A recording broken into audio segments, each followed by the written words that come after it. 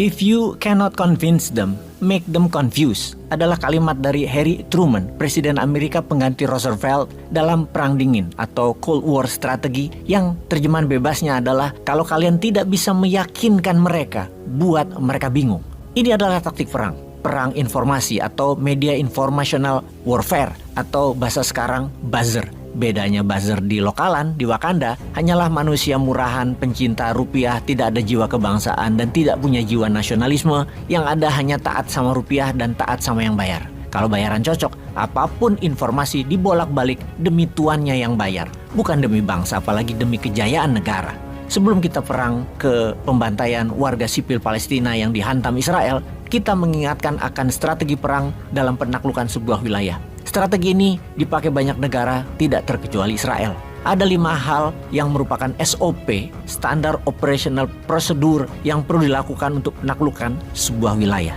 Nomor 1, ubah sejarah. Nomor 2, ubah agamanya.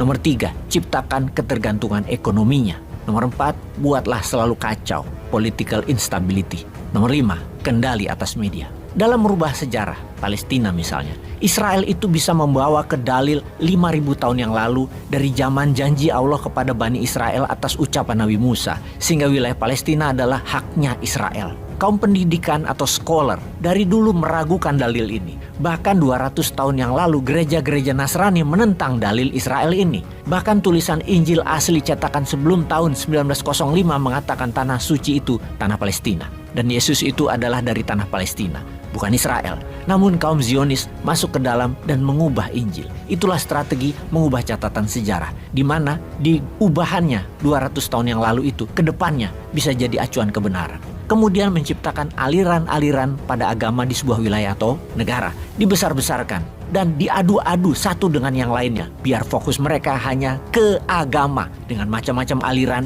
diciptakan dan dibesar-besarkan, biar gontok-gontokan sendiri.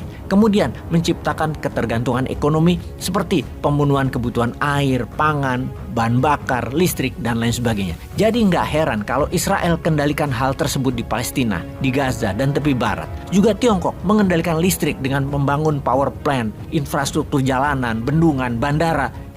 Kok balik ngomongin Wakanda? Tuh ampun, kita lanjut. Kita ke Israel lagi. Ciptakan ketergantungan, itulah strategi penaklukan. Kemudian selalu dibuat ribut dengan adanya faksi-faksi, dengan adanya ideologi dan ajaran aliran yang berseberangan. Itu diperlukan untuk membuat sebuah wilayah yang akan dicaplok selalu ribut dan tidak stabil. Terakhir, kendali atas media. Israel memainkan berita dunia berdasar kata-kata, bukan fakta, yang ini adalah senjata propaganda yang ditelan oleh orang yang memang pendek akal atau orang yang tidak mencari kedalaman kebenaran. Sayangnya dunia saat ini begitu adanya. Percaya saja atas kata-kata seperti katanya ada bayi banyak dipenggal oleh pasukan Hamas, sehingga orang yang pikun seperti Biden percaya, sehingga banyak pemimpin dunia barat kemakan propaganda tersebut, sehingga mendukung Israel atas apa yang Israel lakukan. Bayangkan, balas dendam membunuh ke manusia tidak bersalah itu didukung negara hegemoni barat. Ini kebohongan yang dibungkus kebohongan demi kekuatan.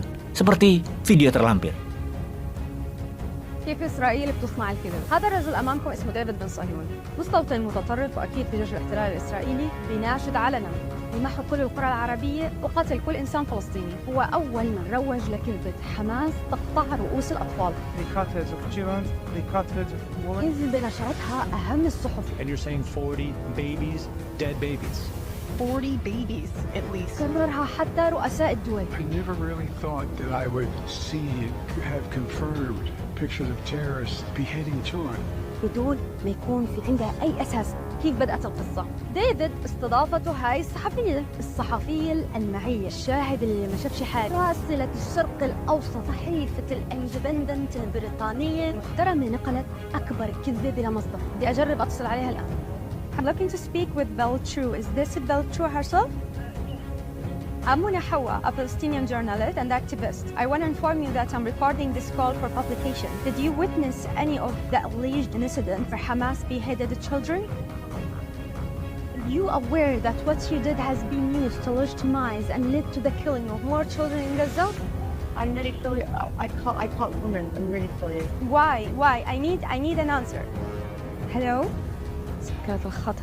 لاحظتوا كيف صوتها مليان رعب وخوف؟ بعد أكثر من يومين من الضخ المتواصل للكذبة، حماس تقطع رؤوس الأطفال. Babies and toddlers were found with their heads decapitated. There are bodies everywhere. تحقيقات صحفية لاحقت الخبر وتم التأكيد هذه مجرد كذبة أخرى من أكاذيب الاحتلال الإسرائيلي. هون بدأوا الصحفيين اللي نقلوا شهادات جيش الاحتلال يعترفوا إنهم ما شافوا شيء. البيت الأبيض نفسه اعترف إنه بايدن كمان ما شاف شيء، بس الفيديوهات ما زالت موجود. واحد منهم صار واصل لأكثر من 27 مليون مشاهدة وما حدث. بس شو الهدف من نشر الأكاذيب رغم إنهم عارفين إنها مجرد كذبة؟ إسرائيل عم تعمل مثل ما بالضبط النازية كانت بتعمل. وزير الدعاية النازي جوزيف جوبز كان بيقول إذا كررت الكذبة أكثر فأكثر ستصبح حقيقة. إسرائيل تصنع الكذبة، مشاهير العالم بكرروها، الصحف تنشرها، رؤساء الدول بيأكدوها، وبعد ما تنتشر وتصل لكل الملايين بيعترفوا إنها كذبة.